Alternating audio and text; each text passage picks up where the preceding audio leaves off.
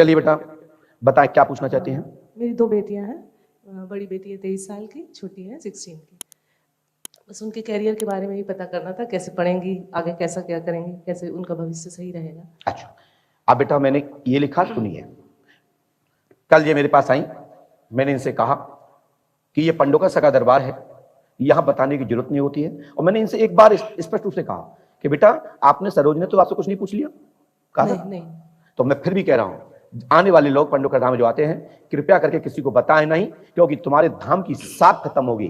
पंडों का धाम की साख क्या है कि बिना पूछे आपके विषय के बारे में, विषय बिंदु के बारे में खोजकर आपकी व्याधि को प्रकट कर देते हैं और उसकी व्याधि का निवारण हेतु उपाय बताकर तुम्हें निरोग कर और निरोग होने का आशीर्वाद देते हैं कि ऐसा करोगे तो सफलता प्राप्त होगी, आपको मंजिल प्राप्त होगी। इस पर ध्यान दीजिए। इन्होंने कहा, मैंने लिखा, अर्चना पति का नाम दिलीप चौहान, बोलो है या नहीं? आप उनकी स्त्री हैं। स्वर्गीय रविंद्र की 2 स्त्री थी, जयवंती आदि। वो ये प्रमाण ये है कि आपके घर में आपके परिजन ने 2 विवाह किए थे, एक की संतान नहीं हुई थी, एक की संतान हुई, उसका वंश है। वो बाधा आपके घर में परेशान कर रही है।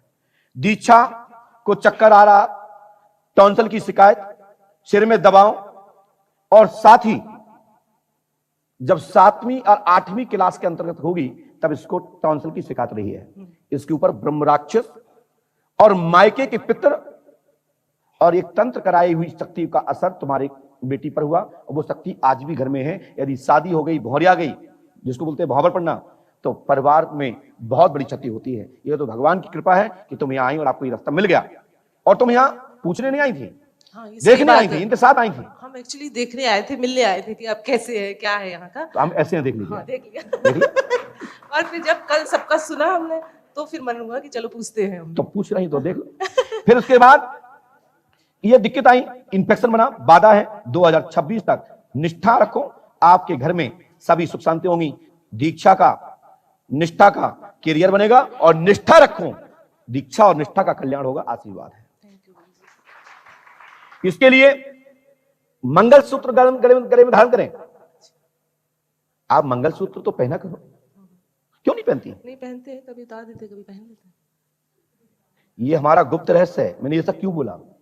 मंगलसूत्र धारण करो, परमात्मा का ध्यान करो। तुम एक पर्चा लिख के ले आई हैं हमसे कुछ पूछने के लिए, क्या लिख के ले आई हैं? नहीं लाए। तो हम झूठ बोल रहे हैं?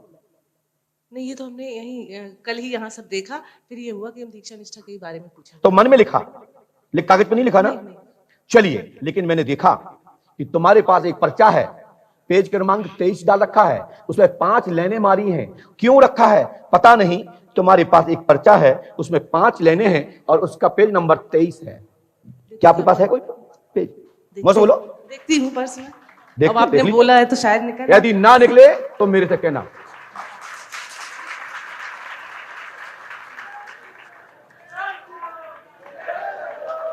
क्या है? क्या करेंगे तुमने? क्या काम हो अभी? क्या काम हो अभी आपने? Oh my God. क्यों, क्या है उसमें? यही है। और ये जब हम किटी गए थे तब ये पेपर हमने डाला था। तो ये क्या है, उसमें क्या लिखा है? कितने नंबर का पेज है ये?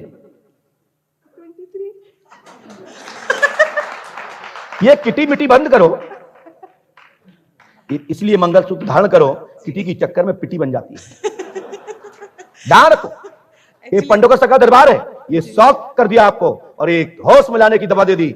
देख लो मध्य प्रदेश के लोगों, ये पंडोकर सका का दरबार है। जो छतरपुर के लोगों ने मुझे देखा था, मैं वही हूं, बदला नहीं हूं। तुम बदल गए हो लेकिन हम नहीं बदले हैं। दूसरा पॉइंट, इसके अंदर एक गायत्री माता का लॉकेट डला, वो गले में डाल लो। बिल्कुल सही है, वो तुम डालते। अरे मंगलसूत्र नहीं पहनते शर्म है तो लॉकेट डालो, दुर्गा जी का डालो। नहीं, बाहर जाते हैं ना तो गोल्ड उतार के रख देते हैं, ये है कारण। तो दुर्गा जी को कोई ले जाएगा तो गोल्ड तो सस्ता है, लेकिन दुर्गा जी नहीं मिलेंगी, गायत्री मैया नहीं मिलेंगी। है क्या? किसका दिखाना? देखा भैया, देख लो। ये पंडों के सगा का दरबार है बहन, इसको धारण करें। और दूसरा पॉइंट, आपका जन्म 1/10/1974 है। भाई बोलो हाँ या ना? इसलिए कहता हूं बंद कमरे में क्या देखना चाहते, देखना तो खुले में देखो, पता लगेगा कि हम क्या हो तुम क्या हो। आ ना? आनंद आ रहा कि नहीं आ रहा? और इसके बाद आप घर जाकर के 3151 रुपए का भंडारा कन्या भोज करा देना मां भगवती के स्थान पर। तुम्हारे घर में कोई बाधा नहीं आएगी। पंडोकर धाम आना ना आना तुम्हारी समस्या समाधान।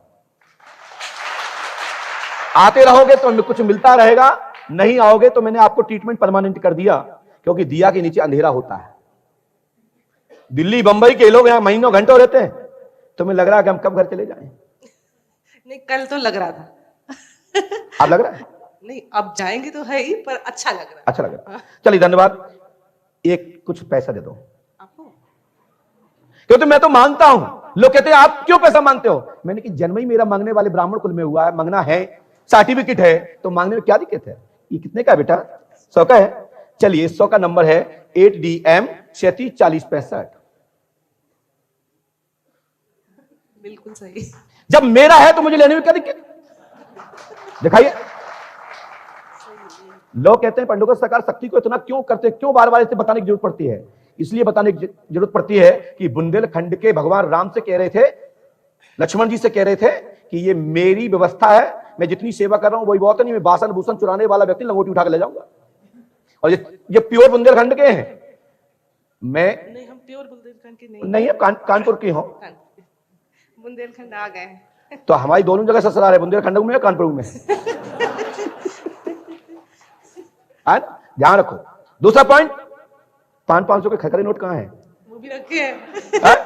जिनका नंबर है OPP 002298, OPP 00299 और 9798। सब आपको पता है तो आप रख लो सब। अब जाइए।